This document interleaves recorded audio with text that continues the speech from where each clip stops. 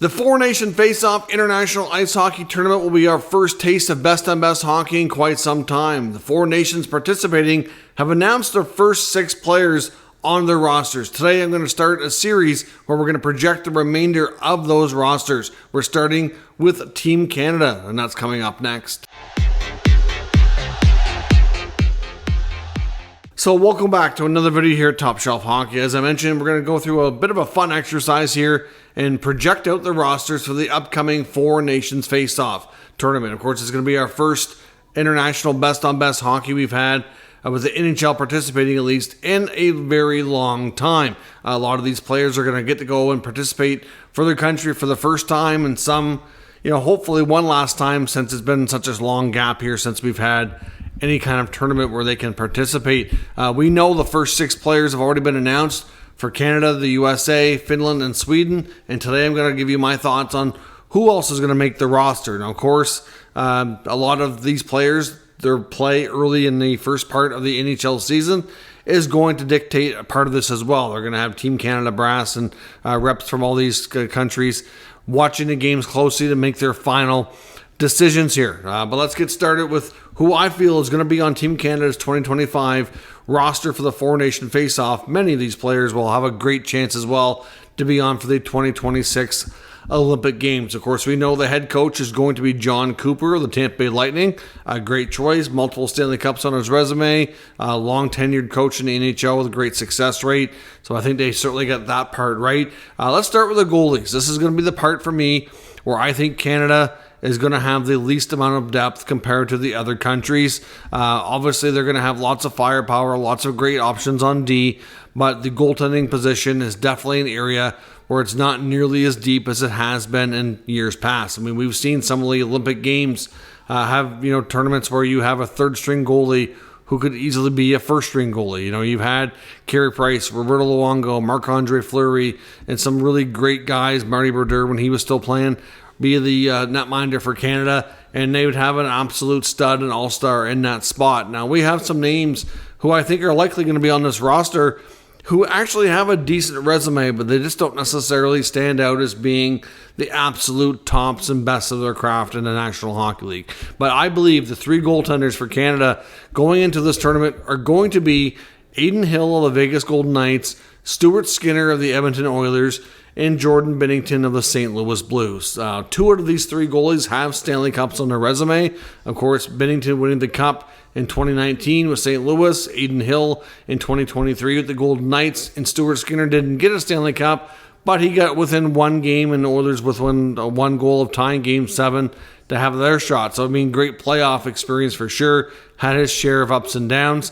For the most part, I think Skinner has been probably a lot. He has his moments where you kind of shake your head and go, how did that go in? But generally speaking, when it mattered most, he did really well. He also has a great record of bouncing back. So at the end of the day, I think these 3 guys are going to get their chance. There could be some other options. The guys like Logan Thompson or Tristan Jarry might very well be in the mix. It wouldn't even be a complete shocker if Marc-Andre Fleury got onto this team as even a third stringer.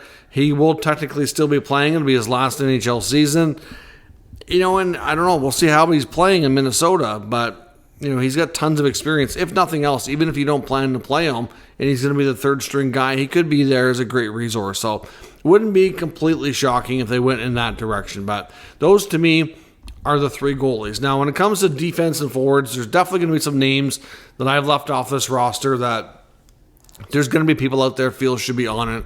There's absolutely no doubt about that. But in my opinion, your top 6 defense are going to be Cale Makar, Devon Toews, Evan Bouchard, Josh Morrissey, Alex Pietrangelo, and Shea Theodore. Now, a couple of reasons I'm going with these top 6. Well, you want as much familiarity and synergy as possible. It's a short tournament. There's not a lot of games. There's not a lot of room for error. And you don't really have a lot of time, especially on defense, for guys to really get used to playing with each other. Toews and Makar are both high-quality defensemen. Same with Theodore and Pietrangelo, and they've both been playing together for an extended time. Now, I don't really see a third pair in the NHL. It, to me, makes perfect sense to put both on there.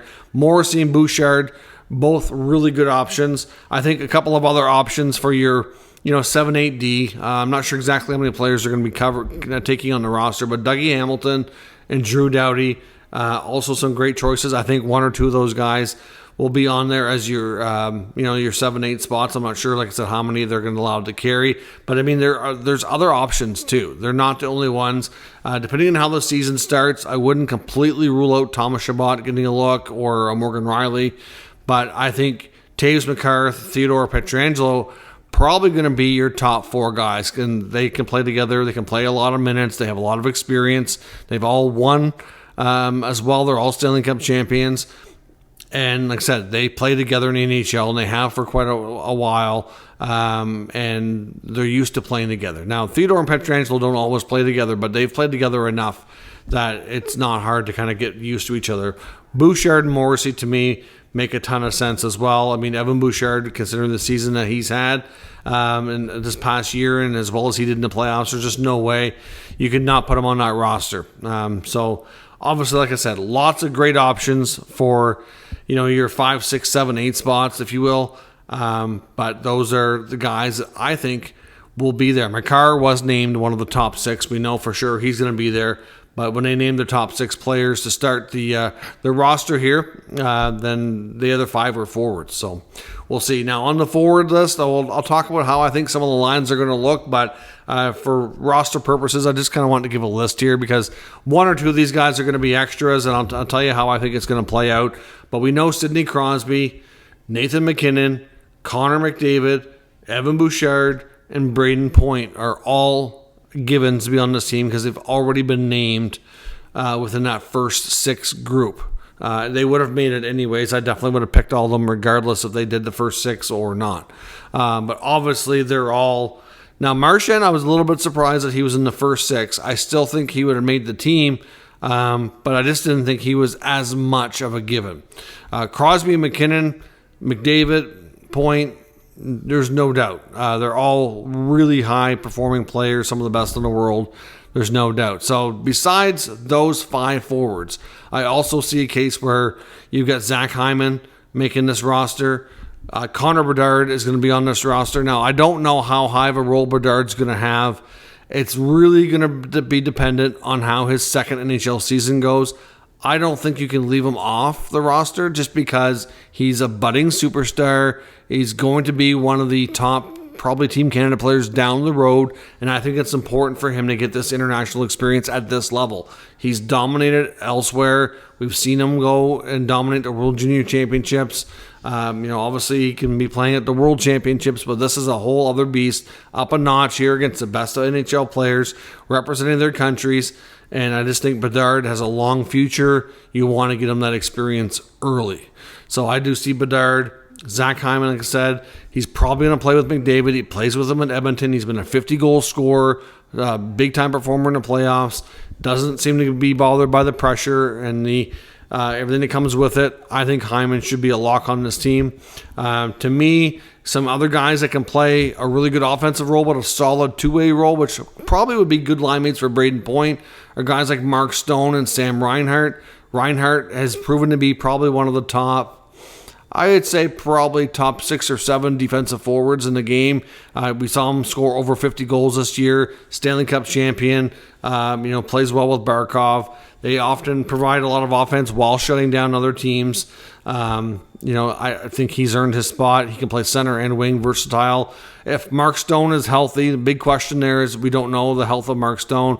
And if Stone gets left off this roster, it's probably going to be for health purposes or the fact that they don't know that they can depend on him to be healthy. But again, one of the better defensive forwards in this game, great at takeaways, really good offensive instincts. Can you imagine maybe a potential shutdown line of maybe like Point, Reinhart, and Stone? I think those 3 could be really, really good together as a third line defensive-minded assignments that can certainly produce. I think Steven Stamkos is going to be extremely motivated after getting let go by the Tampa Bay Lightning. He's hit 60 goals. He scored 40 and 50 multiple times. I think he's going to be having a really solid year. He's got lots of experience. He's been on these teams before. I don't see any reason why he can't be on there again. Now, of course, the connection to John Cooper. Cooper knows firsthand, been his captain a long time. Not going to be for the coming season, of course. And if things don't get off to a great start in Nashville, I don't think Stamkos is a given. I do think if he has a hot start, like I think he's potentially going to after changing teams, then he'll get on the team for sure. But it is, there's lots of competition here. It wouldn't be shocking if Stamkos, has a slower start with a new team getting acclimated. Maybe he doesn't get on there. It's not a given. I think Ryan O'Reilly has another real solid possibility as well. I think he epitomizes what your fourth line center role can be at these types of tournaments. Excellent on faceoffs, one of the best in the league. Also, a really solid two-way player as well, while being very, very capable of producing offensively. Can play on your penalty kill.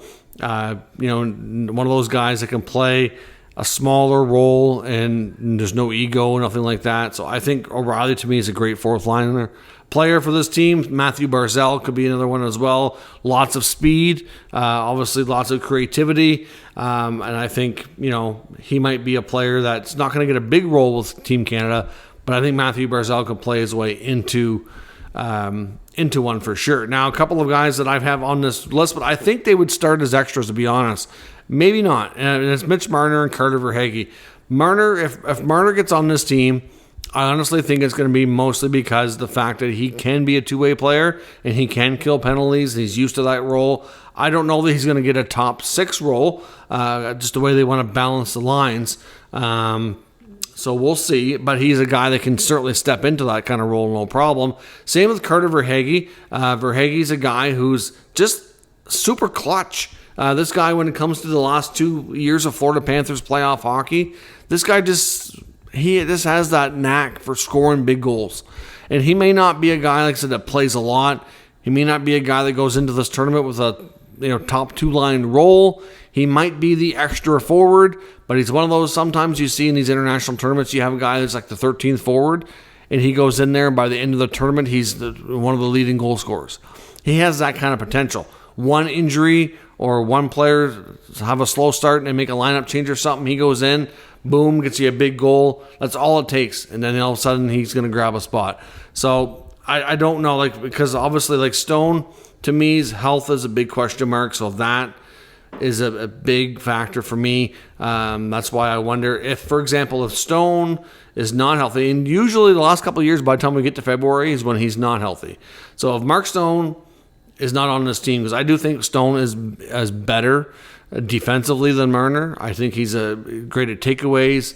Marner's great offensively. He can kill penalties, but at the end of the day, I would put Stone on that line before Marner.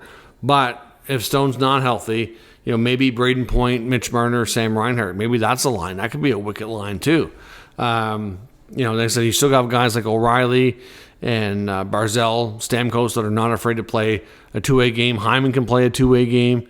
Certainly not afraid to block shots, and he can play penalty kill if needed as well. So, and same with Marchand. Marchand can be very dangerous, shorthanded. He plays penalty kill in Boston. So they have a good group here that is very capable offensively, while a lot of guys are good 200-foot players, good defensively, and can certainly play multiple roles and not necessarily have that big role that they get with their NHL teams and still be a major contributor to this club. So I do think Canada will have an excellent shot at winning just because of the talent up front and on the back end. They are going to have to play a very, very, very good defensive game, one of the best, if not the best in the tournament to win. I do think the Americans are going to stack up possibly as the favorites. The European teams out of Finland and Sweden will be no slouches either.